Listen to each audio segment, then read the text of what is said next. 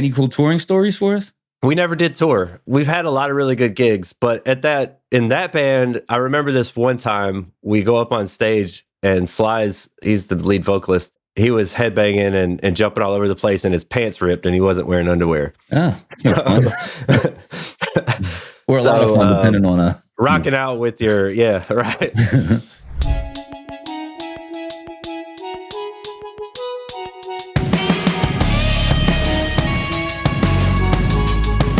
Today on Loves Music, I'm joined by David Wilkerson from Austin, Texas. David is a music consultant that helps artists monetize their brand, whether it's free consulting, whether they decide to invest in his tools and his program. He helps a ton of artists. He already has 40 under his tutelage now. He also is the bass player in a band, also a vocalist, has projects all over Spotify. Really interesting guy, and I can't wait to talk to him. You're really gonna love this one. Up next, David Wilkerson. David Wilkerson, my man from Austin. Thank you for joining us on Loves Music, man. I really appreciate it. Yeah, thanks for inviting me, and I'm glad to be here. Yeah, man. I gotta be honest, man. I tried to do a deep dive on all the projects and everything you've been working on, and I feel like I didn't even scratch the surface, man. You have so many things going on. Would it be too much trouble to start with your book, man, the Feast or Famine playbook? Yeah, let's start there. Yeah, man. I just started writing it like a month and a half ago.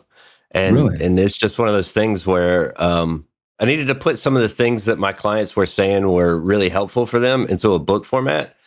And once I started writing it, I started to notice some patterns and it just kept going and going. And next thing you know, I had 105 pages and that was that. It was like 3 weeks of just typing. Right. And so the book is supposed to stand next to your consulting business, which, as I understand, and you can correct me if I'm wrong, actually helps artists monetize their brand. It helps them actually gain revenue on the heels of their art. Would that be correct? Yeah, absolutely. The focus is trying to prove this point that, there's that saying that you only need 1,000 fans to make a living in music. And I wanted to prove a deeper point. You don't need 1,000. You only need 50. Okay. And most people already have that right now. And they just aren't paying attention enough to those people in order to make it. Because my biggest thing is just quit your job. Just it's so hard to make it in the music industry if it's part-time.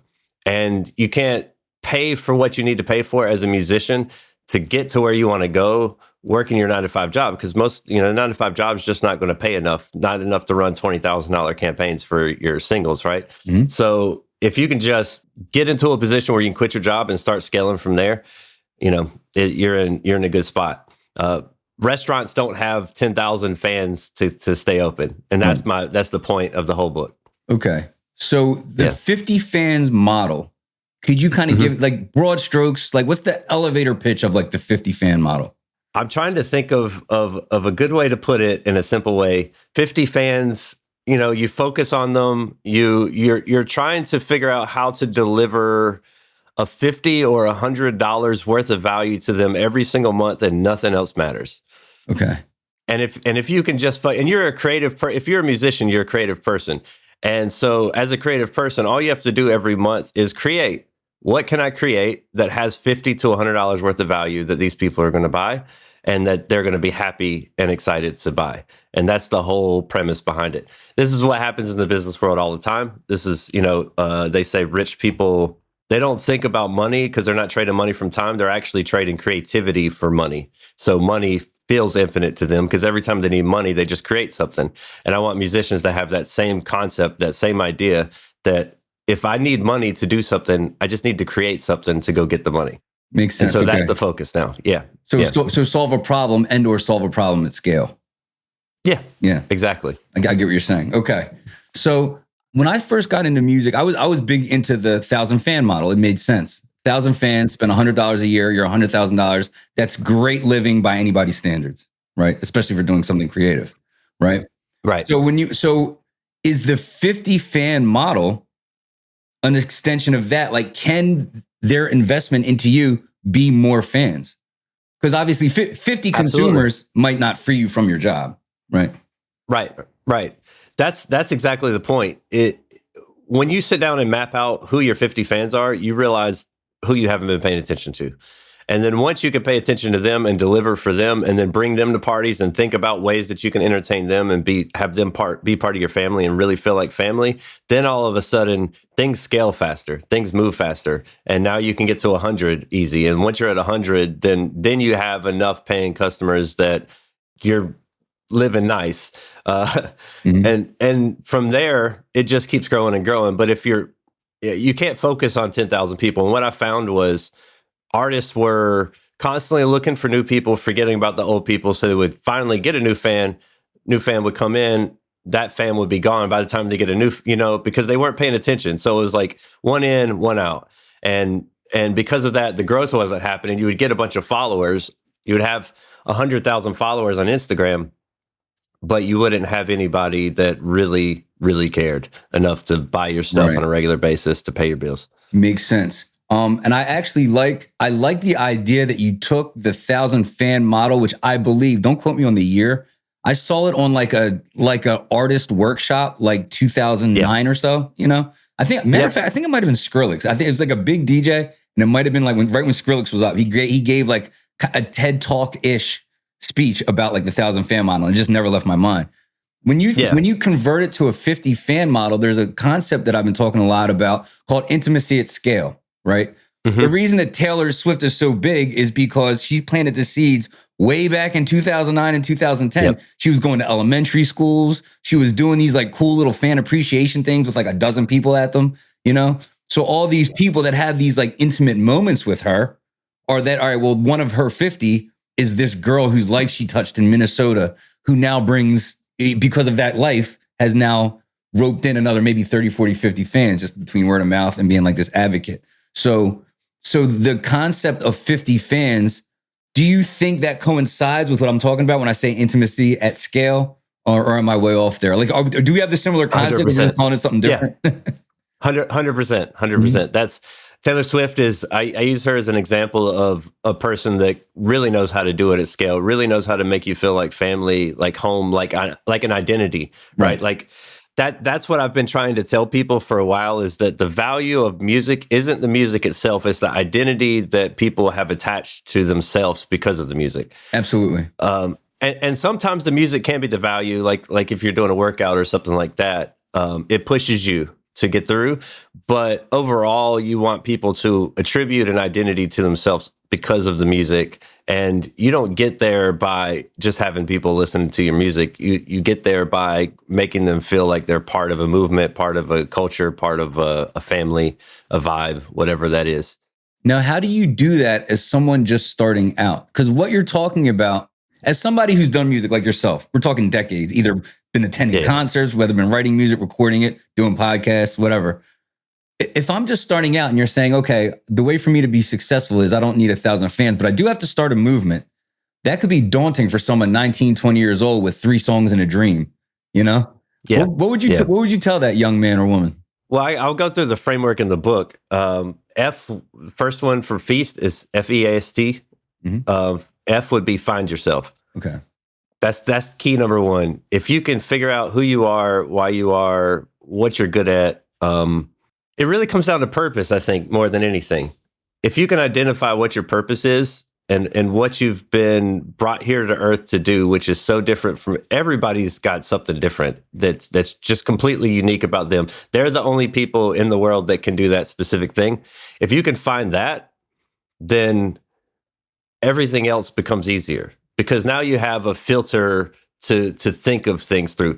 If you look at Tyler, the Creator, he just decided that he wanted to have these storytelling creations that moved throughout the album. And because of that, everything that he did between stage shows and live shows and videos and album covers, everything was going through the filter of what that aesthetic was for that album, what that story was for the album.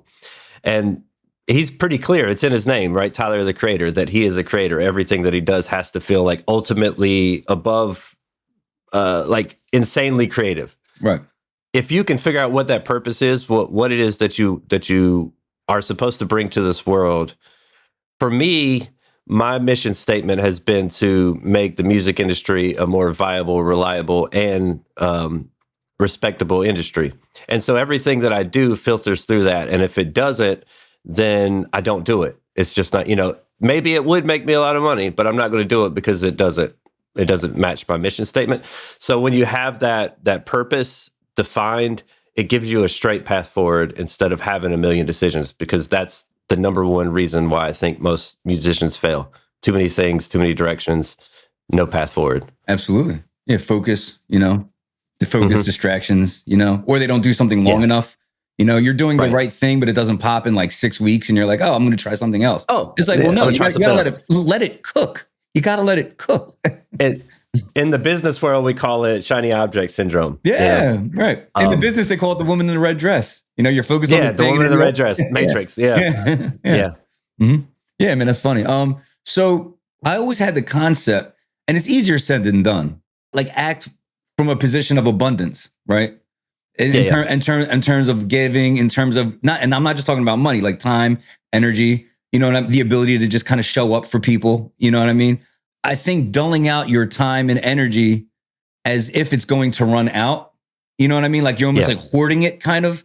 I think it's kind of toxic. Yeah. It makes you kind of superficial a little bit, Yeah. So I think that's how I perceive that saying to be. I could be wrong. It does have religious connotations in terms of giving and being, altruistic. Yeah. I'll say this much. The Jewish culture has this idea of the 5-jar rule. Have you ever heard of that? No. Can you expand? Okay. Yeah. So the 5-jar rule is whenever they get paid, 50% goes towards expenses, and that's your first bar. So if 50%, or not expenses, essentials. So 50% of your income is going out to pay rent and everything. And let's say your expenses are more than 50%, you either need to make more or live less, right? Like you need to, I follow. You need to change your lifestyle. But if not, like you want to try to keep it to that 50%. And then 20% goes into savings, 10% goes into education. Education would be anything that expands your thinking. 10% goes into investments and 10% goes into community. And that 10% of the community is really like, if you have a famine mindset, you're afraid to invest 10% into your community. And because of that, you don't have a community. You start to build these connections when you start to invest in people. And it's funny that when you stop hoarding and you stop trying to make it all about me, and start making it about everybody else, how quickly they'll be there to pitch in whenever you do need them. With the feast mentality, you're also making sure that you're noticing opportunities, because a lot of the times when something comes your way, here's a good thing. For instance, I'm doing a thing where I'm going to be filing for grants for artists, grants, sponsorships, and then we're also going to be doing GoFundMe's, that kind of stuff. Not GoFundMe's, but Kickstarters. Right. And I'm only doing 2 of those a month. And you would be surprised at how many people see that and think, I can't afford to do that. And so they're cutting themselves off from opportunities because they already in their head think, I can't afford it, instead of thinking, how can I afford it? Right? How can I go out and be resourceful? Maybe if me investing in this person paying, or in this person doing all the sponsorships for me and doing all the work for me up front to try and go and get me the money, if I can invest, let's say $5,000 in that, and they're going to come back with $20,000 or $30,000, that's an easy win, right? But if you have a feast mentality, you would look at that and say, I can't afford $5,000, therefore I can't get $30,000. But if you can clearly see the net win in the rich world, they would figure out how to get the money so that they can make the opportunity happen. You know what I mean? Yeah. And so that's the pattern that I'm noticing in the music industry, and the mindsets that need to be fixed. There's this idea that if you want to build a consulting company that you need to, hold on, I've got the quote here because I want to make sure I nail this one.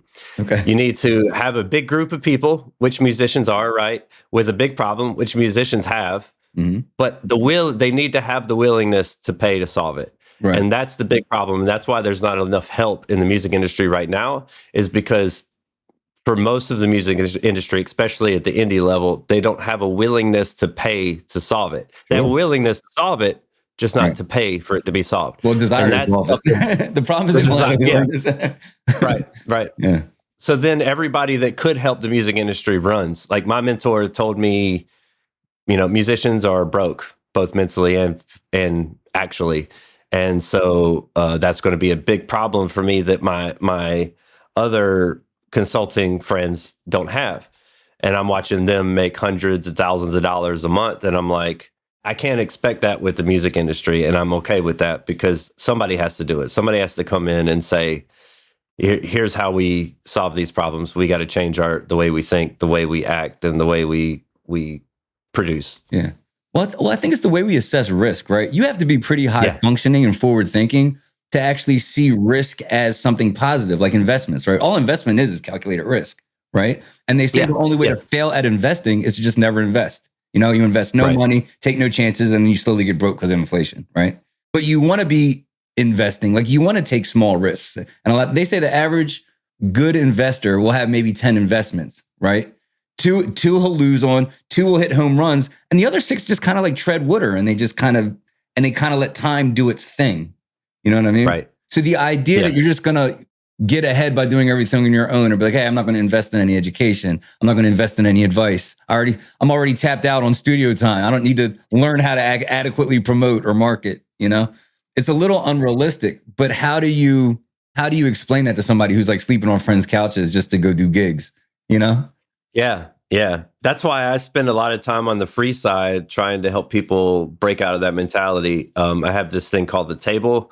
It's a Monday morning call. I have it at 10 in the morning for a reason. It's so funny how many people want to do music for a living, but they don't want to show up they have so many excuses why they can't show up to a call at 10 o'clock in the morning. I'm like, I've got to work. It's like, okay, cool. How long do you sit on your phone listening to YouTube while you're at work? I know it happens. I've done it. I've been there. You can't pop in and listen to see, and then there's replays. You can listen to replays too, right? So I have it set at that time for a couple of reasons. One is so they get in their head already, man, I wish I could be there live and communicate with this group of people. I need to get to a position where I can quit my job and just focus on it. Because I really believe the word decide, right? It's D, which means to or from, and then side, which means cut. So decide means to cut off. So the difference between a choice and decision is a choice would be you could always go back. You could do A or B, but you could always go back and do A. But when you decide, you're picking one and there's no other option. A lot of the problem is there's things that musicians need to be doing that they're afraid to do or they think is boring, that they would find that it's a lot easier to do than they have built it up to do in their heads. But they haven't done it because they're afraid to do it because they haven't had to do it. And sometimes if you just cut off option B and just go for it, things start happening. I like that. They're afraid to do it because they haven't had to do it. I actually got in this conversation with somebody who's very dear to me. And they were just talking about, I don't know what to do. Things are hard. They were just venting too. And they were coming from a position of vulnerability. I don't want to put their name on here or anything. And I was like, look, man, it would be nice if growth was just like linear, right? Every time you read a book, you get a little bit smarter. Every time you took a rep, you got a little bit stronger. Every time, but growth more often than not, especially like emotional or like professional growth, it usually like something just breaks. And then once you survive that, whatever that big catastrophe was, and then you realize you didn't just fold, and when you like build back up, you're just stronger than you were before, right? Yeah. Like when I look at my progression from say 29 to 40, right? Like I didn't see myself getting like progressively more functional.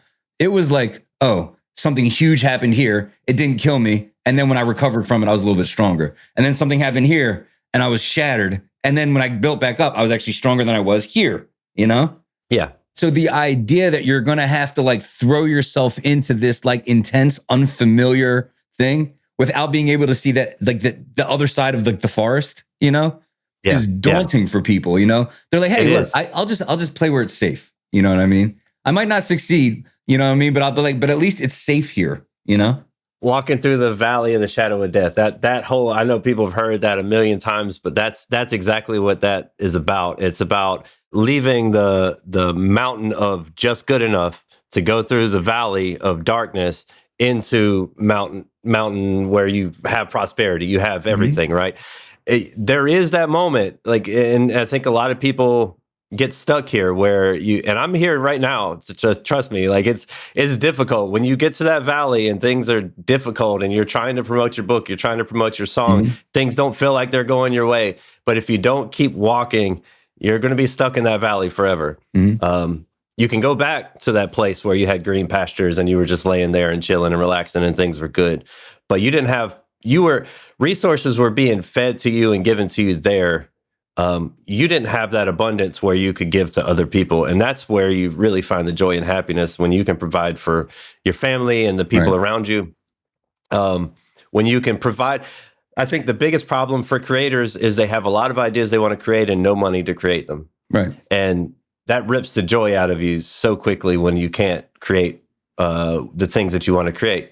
So to just decide, I'm okay, I'm going to go through this valley. It's going to be tough. It's going to be difficult, but I have to go through this valley because it strengthens you. It makes you big. It makes you capable of being the person on the other end that can handle the things that are going to come because of the height that you're going to be at once you get there. Yeah. My inner monologue would always used to tell me too. Whenever I'm going through something like this, I had this one saying, and it was like, this is where most people quit. Right. So if I'm ready to give up, right, I'm going through it. I'll be like, I could just like chalk it this weekend, finish out the week. I'm done, or I think I'm going to take a break here. And we know what a break is, right? So we know what a break is. Yeah. So it's like, so I always thought about that and I was like, oh, this is where most people quit. And I would go on a little bit longer. And it was just something really simple.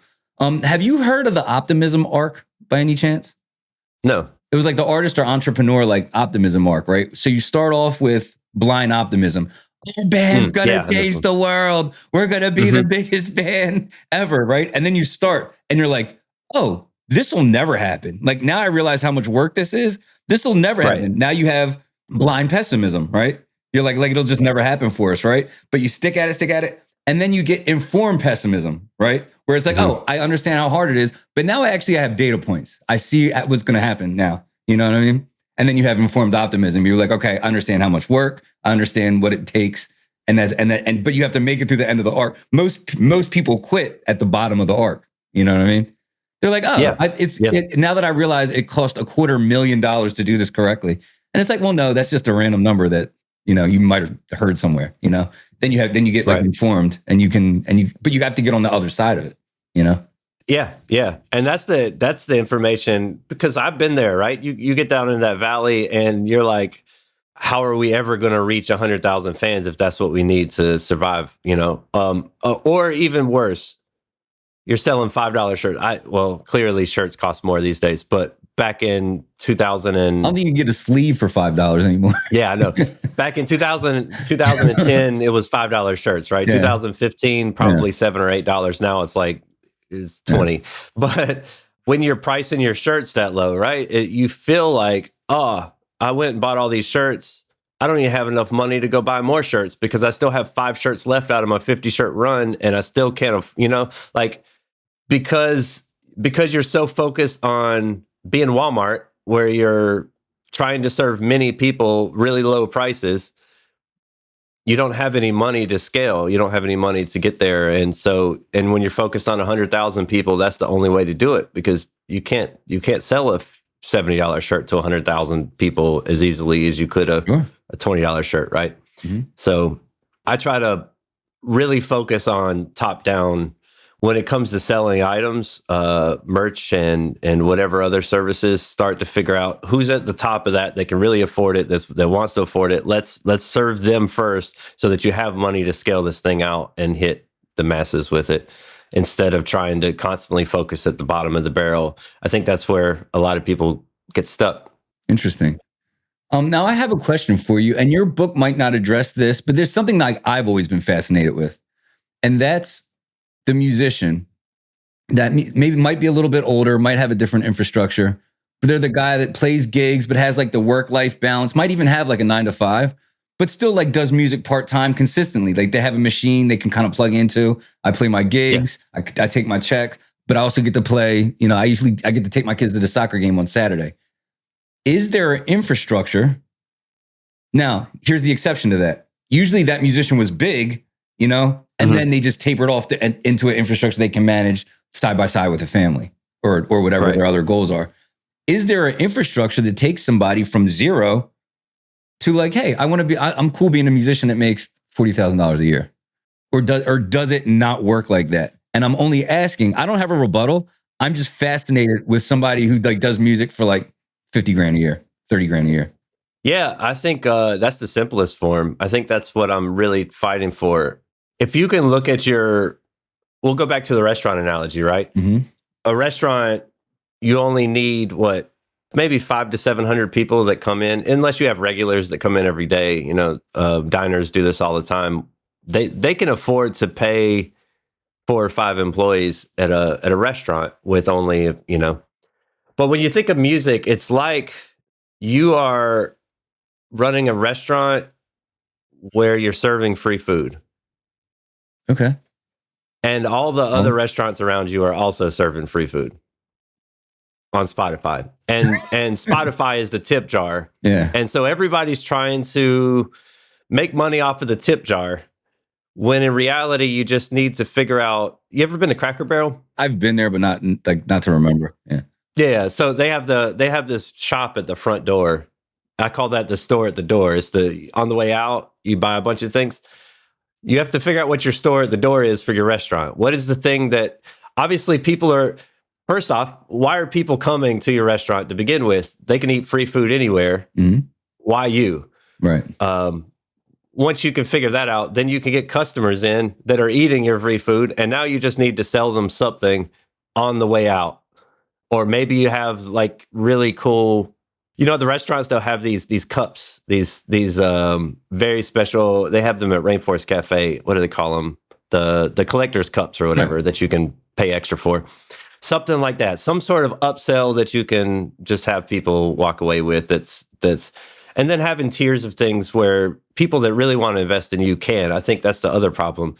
A lot of the times you don't have a way to invest in a band at $100 a show, you know, like the option is just not there.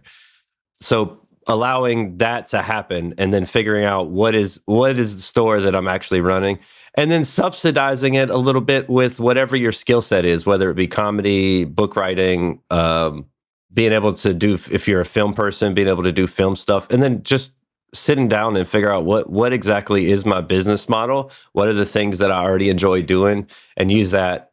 Like even in the pros, you look at Periphery and Polyphia. Both of them, they teach lessons. They have software companies that make plugins, so on and so forth, because they don't make a living touring and selling music.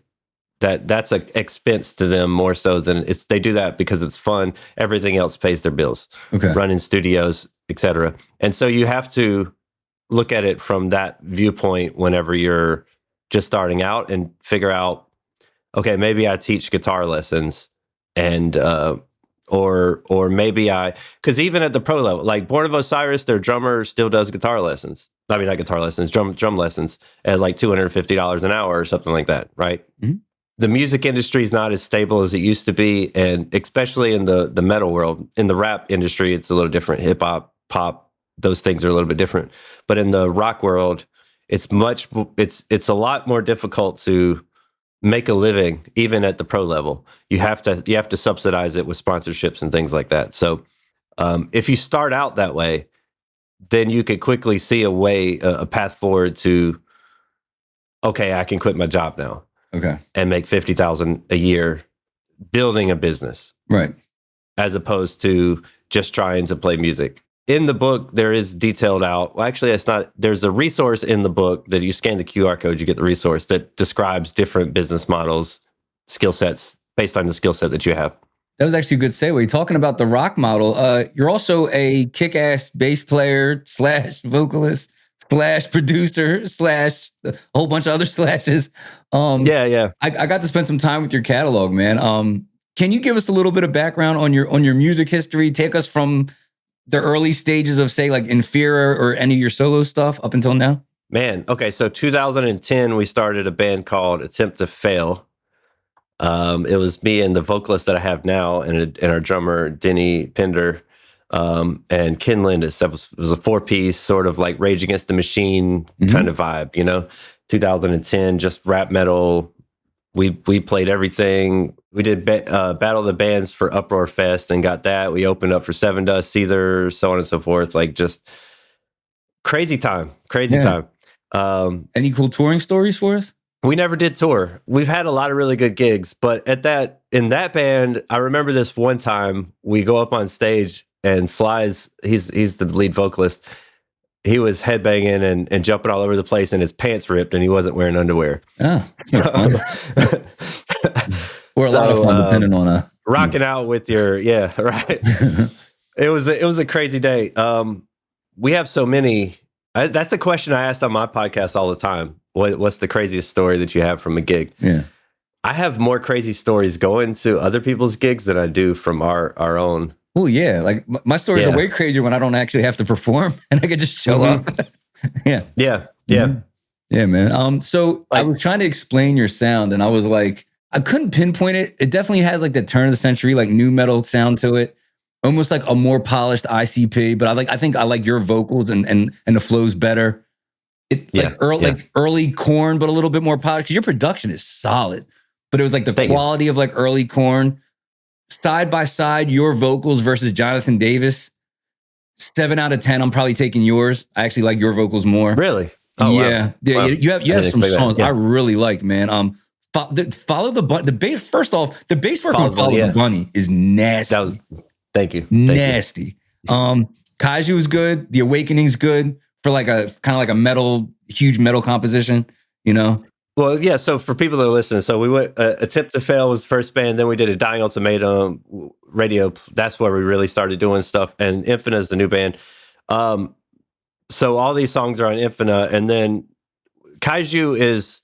We were doing sort of a new metal, rap metal thing for a long time, but I really didn't feel like I wanted to be a rapper. There's one song that's not on there, by the way. We did a feature with Eminem, not with Eminem, but we bought an Eminem verse that is on a song on Bandcamp that you got to check out. That's cool. But yeah, it was really cool. It cost us way more than we should have spent. That's what we're talking about. That risk mitigation right there, man. Yeah. I think we big swings, man. That's a big swing. Yeah, we spent $1,500 on it and made $800 on it. Okay. So it's the first metal song with Eminem on it. But yeah, so I wasn't feeling like a rapper anymore. I've been rapping my whole life, and it just didn't feel. I've got 4 kids and a wife, and some of the things that I would usually say in rap, the attitudes behind it just didn't feel like it suited me, and the position that I was in this day and age. So I decided to start taking things in more of like an alternative rock, 9 Inch Nails sort of direction. So Kaiju is the first song off of our new EP that we're working on that's heading in that direction of just pure. There's no bass or guitar actually in those songs. It's all keyboard. Everything's MIDI. Nice. And so I've done all the music from head to toe, and then I'll have Sly come in and do screams because I'm not a screamer. Okay. So something that we bonded over, because I know you mentioned your family, is we both had babies when we were babies. We had kids when we were kids. Yeah. How old were you when you had your first kid? 19. Yeah, okay. 20. 19. Yeah, and by the time I was 21, I had her full time. So it was just me. No help, no child support, nothing. Which caused me a lot of problems, which is why we didn't tour. That's why I decided touring wasn't a thing.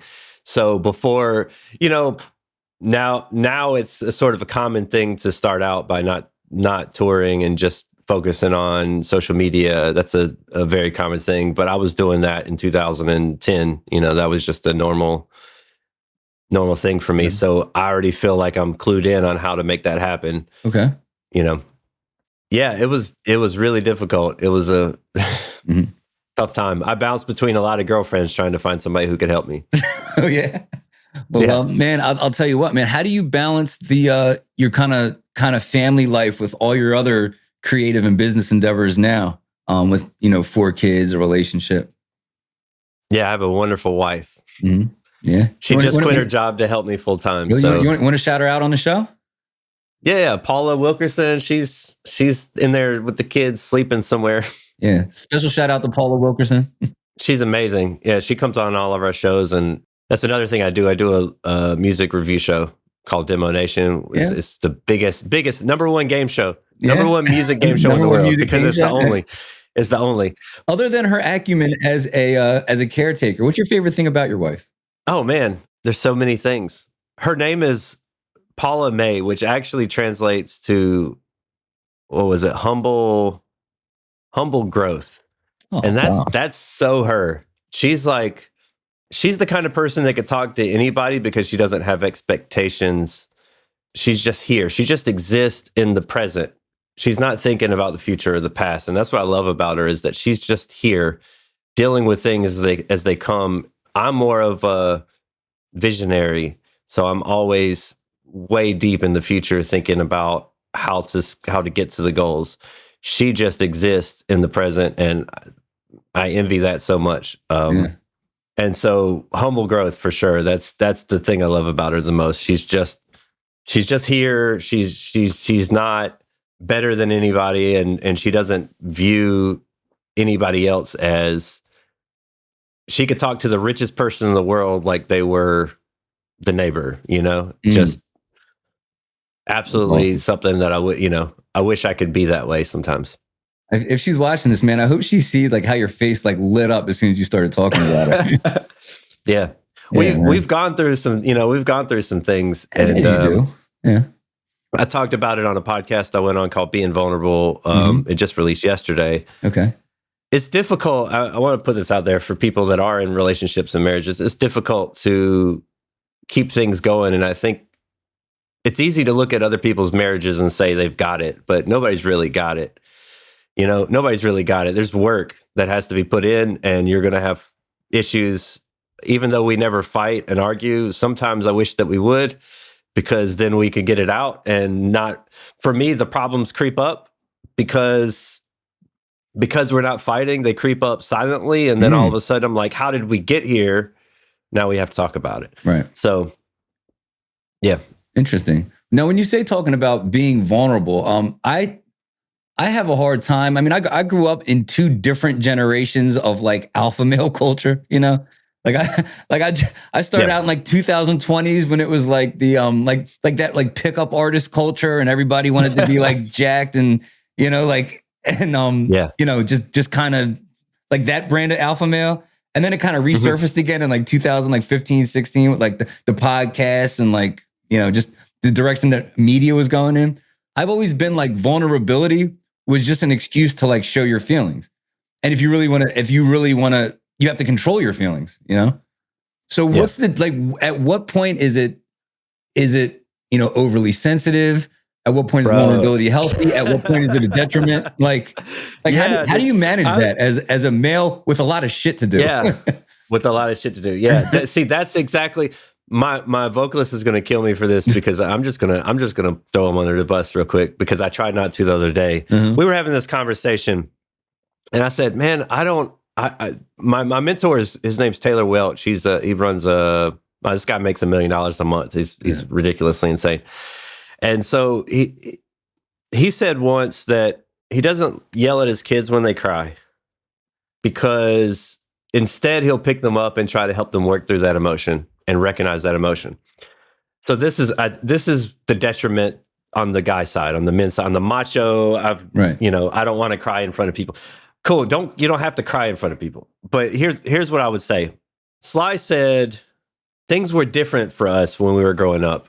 If we were crying, our parents would yell at us, and we just shut up. Like, that was it. That makes it easier for the parents, but the problem that it causes in the kids, and this is the self-sabotage of even $1 million CEOs still have this self-sabotage. Because they're so busy pushing their emotions down, they don't recognize why the emotion exists to fully get rid of it. And because they start making decisions from that emotion and letting that anxiety cause the decisions.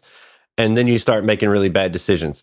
So if you can learn to be aware of the emotion and figure out why it exists and deal with the problem that's causing the emotion instead of burying it deep, then you can make better decisions. You can clear your head and really make a decision instead of letting your fear, the punching a wall syndrome. Like, why did you really feel the need to punch the wall? Sometimes you just need to punch a wall. Well, but was it because you were tired? Was it because that's a good indicator? Maybe you need to sleep more. Okay. The hustle culture has really done a number on, people not sleeping. So here's a question. So how would one discern between an actual issue or something just being hard? If something's just hard, you kind of got to press on regardless of the emotion. If there's actually a real issue, you have to deal with it. I'm not saying don't press. I'm not saying don't press on because of the emotion. I'm just saying recognize this is the emotion. Why does this exist? Is it because I'm being a bitch right now? Right. Well, that's what I guess that I should have worded it that way. Like, does this emotion require a whole bunch of attention, or do I need to just like throw more effort at this problem? Some problems just need more violence, like more activity, more action. Yeah. Sometimes you need to stop and assess. Yeah. Yeah. So I guess the question was like, how do you discern between the two? But you kind of answered it. Yeah. You just keep pushing through, but still recognize you had those emotions, and then try to evaluate, where did they come from? Did they come from the fact that I'm tired? Did they come from the fact that there's problems in my life that I haven't solved? This is why I'm really into 30 minutes a day. It could be prayer, meditation, whatever you want to do, but just try to clear your head and really think about, what are the things that I've been not focusing on that are the snakes that are going to come up and bite me if I don't? Because I'm too busy, I'm too whatever. Like I have to have that clarity at least once or twice, sometimes 3 times a day. Man, sometimes you just get into this feeling where you like, I have to DM people. I have to cold DM people a lot. And that sucks because I hate spammers. That's the thing. That's spammers, scammers, all of those people. And I don't ever want to come across that way. And so when I feel like I have to go sit on it and recalibrate my brain to realize, like, this is a thing that I have to do right now to outreach people. I don't care what somebody else thinks about me. Like, I have to go there, I have to recalibrate my brain to decide, am I really being that person, that spammer person that's being annoying, or am I actually trying to help people? And if I'm trying to help people, why do I feel bad about getting in their DMs? And if they're not accepting my help, is that my problem or is that their problem? Yeah. Yeah. Dude, such is the problem with so many artists and self-promotion. Like, I'll use my brother. My brother is a phenomenal songwriter. Like, I mean, objectively, he's in like my top 20 for songwriters. You know what I mean? It's not like he's my brother, so he's number one. Objectively speaking, I think he's like probably like in the teens somewhere, as far as just the best songwriter I've ever heard, right? Just to give you context. And I'll be like, bro, I was like, you got a show coming up in a little bit. I was like, you're not really like posting a whole bunch. The album's great. You just put up the visual. Yeah. I was like, why don't you? And he's like, I don't want to like annoy people and bother people. I'm like, if I was at a restaurant and I had a second glass of wine and the table next to me was like, hey, just so you know, if you go west on South Street, they have a sobriety checkpoint. So just be careful when you leave tonight. I'd be like, thank you so much for telling me something and providing value. Like, your music is awesome. I was like, you're doing them a favor. Like, these are some of the best songs I've ever heard compositionally, Yeah. And I was like, and he's like, I don't want to bother them. I don't want to, I was like, dude, what do you mean bother them? Your shows are fun. Like, I love going to your shows, dude. I was like, you blow the roof off these places, Yeah. So that's it. Yeah. That's it. If you want to be, if you have a vision to be this huge star, right? Or if you ever had that moment where you just want to go play big, like an arena gig, or even like, let's just say conservatively, House of Blues packed out sort of gig, if that's your mentality and that's something, then you have to believe your music is valuable. You have to believe that it's good. And if it is good, and it's that good that people would pay to show up, by not DMing people and not reaching out to people, you're doing them a disservice because you haven't brought the value you are to the world. There you go. And you have to believe your music has value, because to me, and I wrote this in the book, music is the most life-changing art form in the world. I've had people message me and say, hey, I quit my job at Joe Lasco, which is a grocery store. I don't know if they're all over the world, all over the United States, but I quit my job at the grocery store to go after my dream of being a teacher and focus on it. I've had people message me that before because of my album. And so I always have to ask myself, is not reaching out to this person and giving them my music, is that doing them a disservice? Or if I reached out to them, could I actually change their life by them hearing the album that we put out, right? Mm-hmm. I did all the things I never mentioned. I had a solo rap album. It's called Professor Heretic. Another project I just forgot about. Yeah. So that one to me was the core. I had so much to share on that album. But I think you have to really value your music, and you have to be willing to put it out there and spread the word and spread the message of your music, the joy, the whatever emotion that you're trying to get people to feel with your music, that has value and they need that in their life. And if you're afraid to DM them, then you have to ask yourself, do you really have value? Do you really want this dream? Do you really think that you're worthy? That's a tough road to go down. Right. Well, here's a question. How much of it do you believe, right? I'm push back a little bit, right? Obviously, you're an artist. You want to be authentic and you want it to sound like you. Mm-hmm. How much of that is just a discrepancy in standards, right? Like I have songs that I'll only play for my engineer just because I'm just flushing out an idea. I have songs that I only play for my boys. You know what I mean? As I'm still kind of putting the polish on them as they're done. And then I have songs that I'm like, yo, this is going to change the world. And I'm okay playing it for everybody, right? How much of it is people being like, yeah, I have great music, man. I do music. I'm a really good musician. I look great. And then they get to a certain point and you're like this is good enough for like me and my friends, but maybe deep down it's not good enough. I just can't imagine you having an album and thinking this is incredible. This is an amazing piece of art, but I don't really want to share it that much. Do you think there's a piece of like they're just not being honest with themselves and be like, hey, it's just not good enough for like global consumption. And so you're masking it behind fear, like, oh, I don't want to bother you with it. So the fear is almost a smokescreen for the album not being good enough. Yeah.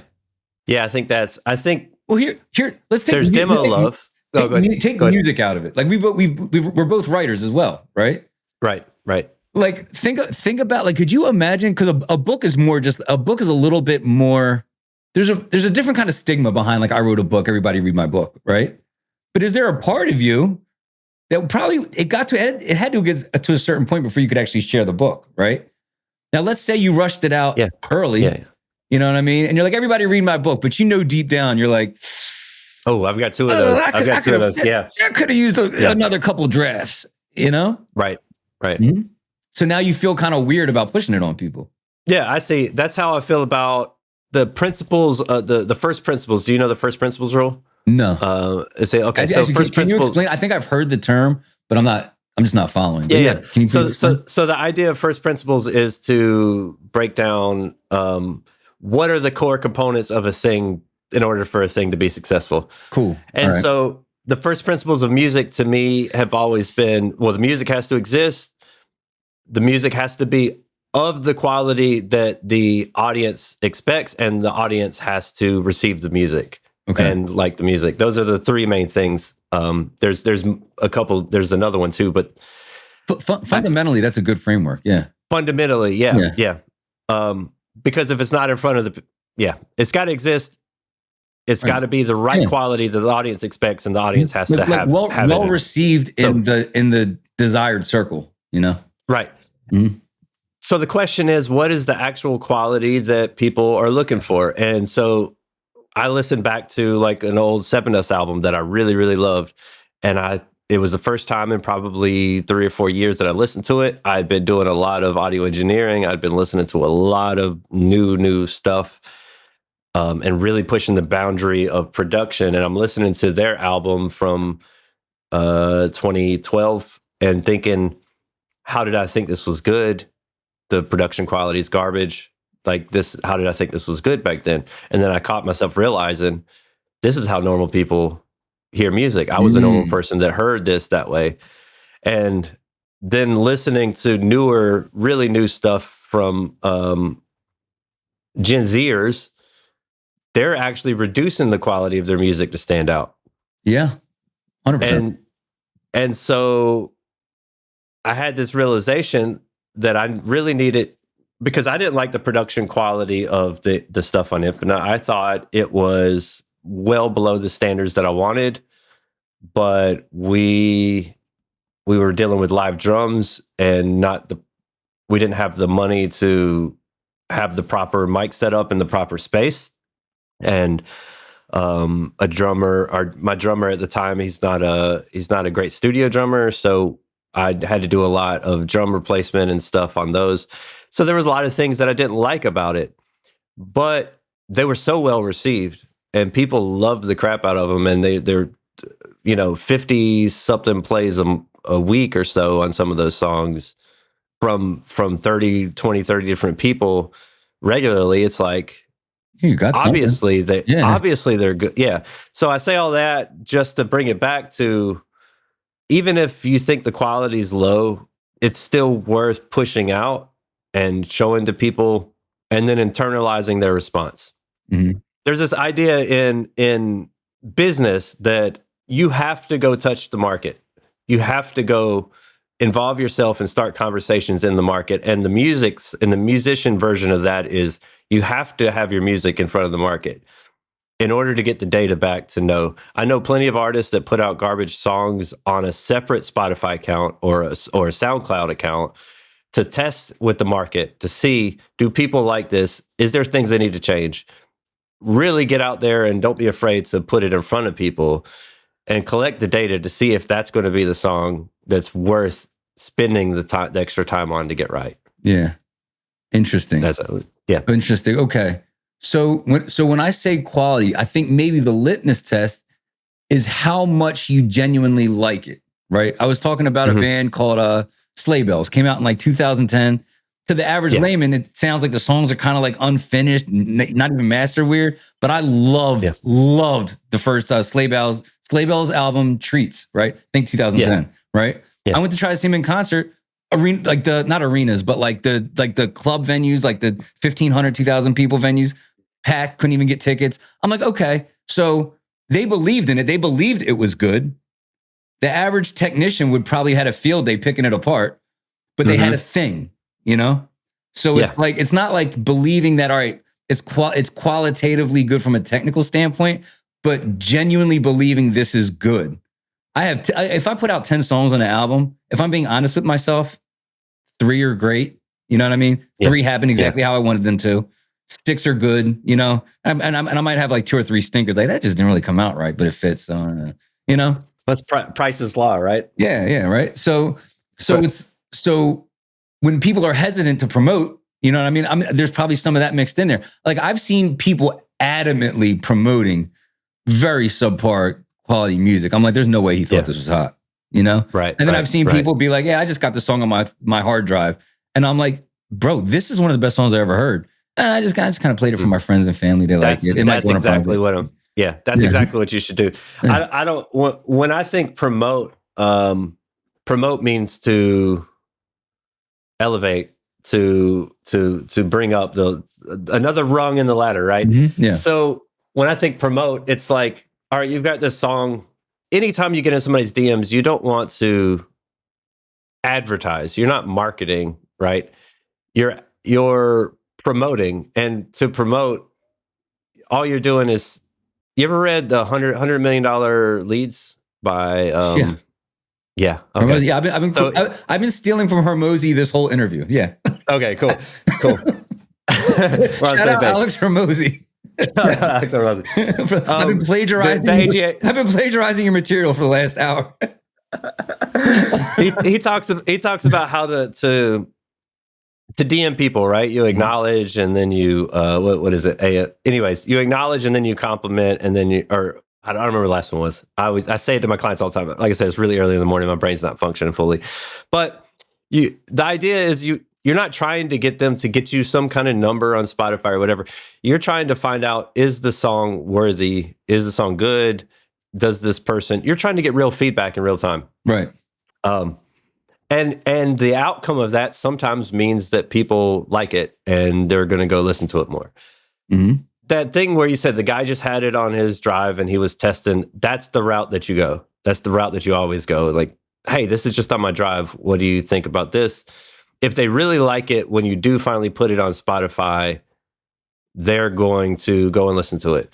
Right. But you're doing this to try to collect data so that when you do drop it, you know which ones to spend $20,000 on, or $5,000, whatever your budget is, $600 on, on pushing the single. Mm-hmm. Nice. But you don't want to spend $600 on a single that's everybody's saying like, oh, yes, cool. But you have to find those real friends that are going to give you feedback for sure. Well, speaking of real friends, I feel like there's a technique of like almost like reverse engineering your promotion by building the community first. Like the whole idea of like finding your tribe. It's like, yes, I'm a killer piano player who does alt rock music, right? But I'm just going to find people who just like love music, who like me, who are into like these kind of artists, you know? And then when my album comes out, I have 2,500 people that are already emotionally invested in my TikToks and my Instagrams, you know? So by the time I drop something, it's so much easier to like my music because you like me, you know? Yeah. I'm already part of your tribe. Like, of course I'm going to get an album and a t-shirt, you know? What do you mean? Like we've been exchanging messages for the last 18 months. Like, exactly. Like Dave, I'm going to buy everything you do now that we've had this conversation, you know? Yeah. That's how it works. That's really how it works. Yeah, man. That's why I said your top 50. If you can make them feel like family, if you can send them Christmas cards, you know what I mean? Absolutely. Like, I've got whole trackers to decide. Like, here's your top 50 people that have purchased stuff from you. Did they purchase something from you this month? Why haven't they purchased? Did you ask them why they haven't bought this new thing? Because maybe that's going to give you some good feedback on whether or not your shirt's good. Like, oh, they don't like, or maybe they're broke and like, oh, shoot, I didn't realize you were broke right now. What's going on? Like, oh, I lost my job. Well, now you have a conversation. Oh, well, let me send you now, because you've priced your stuff. You could be generous when you have money, but you know what I mean? And so that's the goal, is to try to get to a point where you're pricing things so that you can have money, so that you can be generous, so you can talk to your 50 fans and have them sitting at the table with you, which is the tea and feast table. Have them sitting at the table with you all the time, sharing meals. And that changes everything. And I think that's the way to go. That's the route to go. Yeah, man. Speaking of generous, man, you've been so generous with your information and your time. What's one thing you would want somebody to take away with them? If they listen to this whole interview and they could leave with like one sentence on their heart, what's the one thing you would want them to take with them? You are made to do something that nobody else can do. And you should do that completely. Go all in, figure out what that is and go all in, and never look back. Yeah. Well, you heard it here first, folks. You are made to do something that nobody else can do. Take care of yourselves. Thank you so much for tuning in to Love Music. Take care of yourself. David, thank you as well. Thank you.